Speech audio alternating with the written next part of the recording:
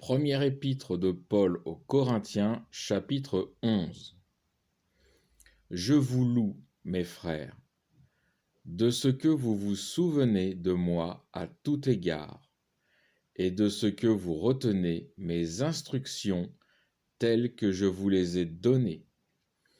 Je veux cependant que vous sachiez que le chef de tout homme, c'est le Christ, que le chef de la femme, c'est l'homme, et que le chef du Christ, c'est Dieu le Père. Tout homme qui prie ou qui prophétise la tête couverte déshonore sa tête. Toute femme qui prie ou qui prophétise la tête non voilée déshonore sa tête. Elle est comme celle qui est rasée. Si une femme ne se voile pas la tête, qu'elle se coupe aussi les cheveux. Or, s'il est honteux à une femme d'avoir les cheveux coupés ou la tête rasée, qu'elle se voile. L'homme ne doit pas se couvrir la tête, parce qu'il est l'image de la gloire de Dieu, tandis que la femme est la gloire de l'homme. En effet, l'homme n'a pas été tiré de la femme, mais la femme de l'homme. Et l'homme n'a pas été créé pour la femme, mais la femme pour l'homme. C'est pourquoi la femme doit, à cause des anges, avoir sur la tête un signe de suggestion. Alors, suggestion, c'est de dépendance, de qui elle dépend, ou d'appartenance, à qui elle appartient, ou sous l'autorité de qui elle est, à cause des anges. Je poursuis verset 11. Toutefois, ni la femme n'est sans l'homme, du verbe être, ni l'homme sans la femme, dans le Seigneur. Car si la femme a été tirée de l'homme, l'homme aussi naît de la femme, du verbe naître. Et tout vient de Dieu. Jugez-en vous-même. Est-il bienséant qu'une femme prie Dieu sans être voilée? La nature elle-même ne nous enseigne-t-elle pas que c'est une honte à un homme de porter de longs cheveux, tandis que c'est une gloire pour la femme qu'une longue chevelure, parce que la chevelure lui a été donnée en guise de voile. Si quelqu'un se plaît à contester, nous n'avons pas cette habitude, non plus que les églises de Dieu. Mais en vous recommandant ce point, je n'ai garde de vous louer de ce que vous vous assemblez, non pour votre avantage, mais pour votre préjudice. Et d'abord, j'apprends que, lorsque vous vous réunissez en assemblée, il y a des scissions parmi vous. Et je le crois en partie, car il faut qu'il y ait parmi vous des sectes, afin que les frères d'une vertu éprouvée soient manifestés parmi vous. Alors, je fais une petite parenthèse. Scission, c'est division, ça veut dire division. Secte, c'est séparé ou mise à l'écart, mise à part. On constate déjà, à l'époque des apôtres, que les serviteurs du Christ commencent chacun à bâtir son propre édifice sur sa foi en Christ, sur le fondement de Christ. Vous pouvez relire le chapitre 3 de 1 Corinthiens, où j'ai fait une analyse un petit peu plus, où il y a les versets qui sont un petit peu plus approfondis sur cette question. Je poursuis verset 20.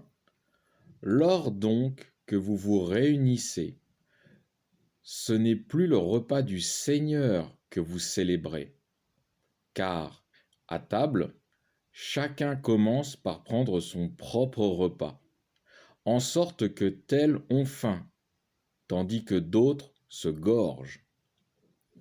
N'avez-vous pas des maisons pour y manger et boire? Ou méprisez-vous l'Église de Dieu? Et voulez-vous faire un affront à ceux qui n'ont rien? Que vous dirai-je?